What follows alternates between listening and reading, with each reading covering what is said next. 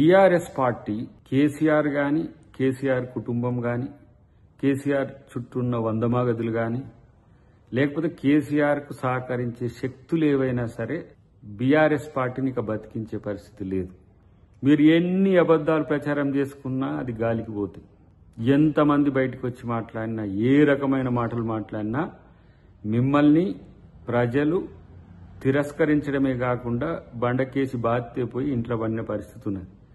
ఇంకేదో బతికించుకోవడానికి ఇంకో భాషను వాడతాం, తెలంగాణ సెంటిమెంట్ను వాడతాము అని చెప్పే పరిస్థితే గనక వస్తే ప్రజలు మిమ్మల్ని గమనిస్తలేరనే ఆలోచనతో ఉండకండి. ఇవాళ మీరు చేసిన అకృత్యాలకు సంబంధించిన ప్రతి ఒక్క వివరం తెలంగాణ ప్రజలకు వాళ్ళ కళ్ళ ముందు ఉన్నది. కాబట్టి నేనేమంటున్నంటే రేవంత్ రెడ్డి గారిని టార్గెట్ చేయడానికి మీరు చేస్తున్న వృధా ప్రయాసాలు చూస్తుంటే నవ్వు వస్తున్నది అంతే. కేసీఆర్ వల్లనే కాదు, ఇంకా మీరు ఎంతమంది వచ్చినా, అది కేటీఆరా, హరీషా, జగదీషా, ఇంకెవరొచ్చినా మీరు ఏమి చేయలేకపోగా మరింత మీ పరువును తీసుకుంటున్నమాట ఫస్ట్ గమనించుకోండి.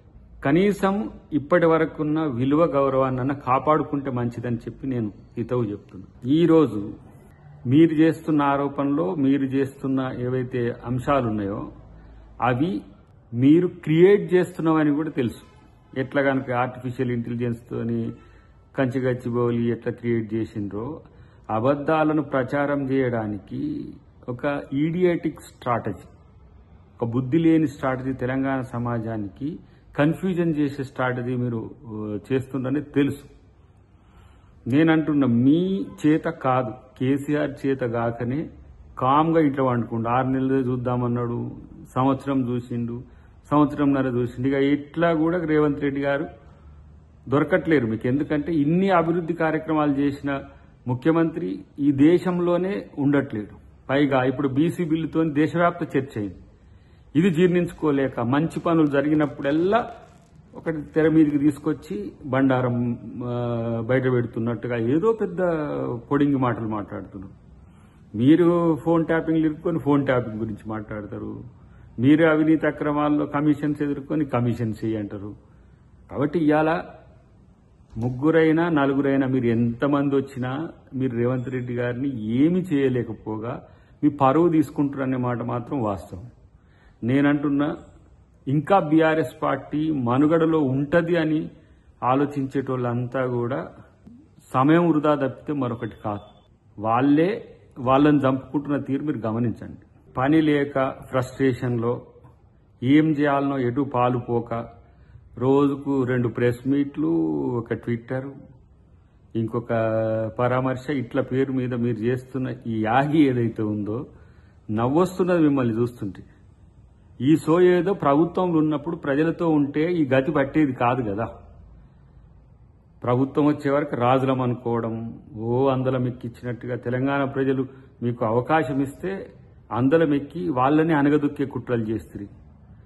ఇలా శ్రీరంగ నీతులు చెప్తుంటే ఆ రోజు మీరేం చేసిందనే దానికి సమాధానం లేకుండా పోతుండే. కాబట్టి నేనేమంటున్నంటే మీరు మీ యొక్క ప్రవర్తనను మార్చుకోకపోతే ఫస్ట్ మిమ్మల్ని ఎవరు పట్టించుకోరు. మీరు ఇక మళ్ళీ మీ భాషలు మీ వేషాలన్నీ కూడా మొదలైతే మళ్ళీ టీం బి వస్తుంది. ఇక దానికి మళ్ళీ తట్టుకోలేరు. చూసిందా ఇట్లా అంటుండ్రు అట్లా అంటారు. కొంచెం మీ భాషకు మళ్ళీ మాట్లాడాలంటే కూడా విజ్ఞత ఉన్న వాళ్ళకి ఇబ్బంది అవుతున్నది. కాబట్టి ఎక్స్పైరీ పార్టీని బతికించుకునే వ్యూహంలో ఉన్నా కూడా లాభం లేని పనికి ఎంత కొట్లాడినా వేస్టే. కాబట్టి ఇవాళ టీఆర్ఎస్ నాయకుల మాటల్ని తెలంగాణ ప్రజలు పట్టించుకోవద్దు. ఎందుకంటే వాళ్ళకు మతి తప్పి గతి తప్పి ఏంటో వాళ్ళు ఏం మాట్లాడుతారో వాళ్ళే అర్థం కాని పరిస్థితిలో ఉన్నారు. కాబట్టి ఇప్పటి నుంచి వాళ్ళని పట్టించుకోవాల్సిన అవసరం లేదని చెప్పి కూడా నేను తెలియజేస్తాను. కేటీఆర్ నీ ఈడియట్ మాటలు బంద్ చేయి ఫస్ట్. నీకు ఏమైందో, నీకు నీ మైండ్కి పిచ్చి పట్టిందా, లేకపోతే సైకోగా మారినావా, లేకపోతే ఏమైందో అర్థం కావట్లేదు. కానీ నీ వల్ల ఏమి కాదు అని తెలుసుకుంటే మంచిది. దానికి తోడు ఇంకా 2-3 తోడై బుడంకాయలు, వంకాయలు, దోసకాయగాయలు మీరు ఏం చేయగలుగుతారు?